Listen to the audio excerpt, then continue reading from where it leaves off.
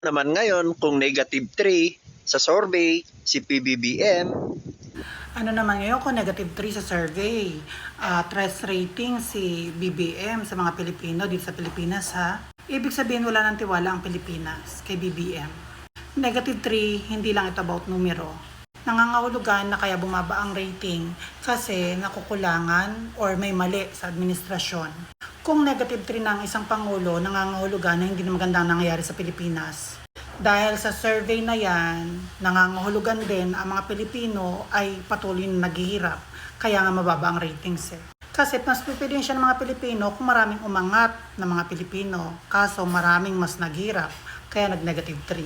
So ang ratings na -3, ayon sa'yo, ay ano naman ngayon, ay sumisimbolo lang naman na walang nangyari. Walang umangat, walang umasenso, patuloy na naghirap. Again, hindi ito basta numero. Ito ay kumakatawan sa kung ano nangyayari sa Pilipinas ngayon at ang nagsasakripisyo ay mga Pilipino, mga kamamamayan mo.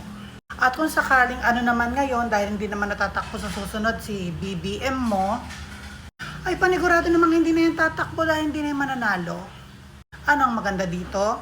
Dahil sa pagbaba ng trust rating ni BBM at tumataas ang mga kay Sara Duterte, mas lumalaki ang chance na maging presidente siya. Ano naman ngayon kung maging presidente si Sara Duterte?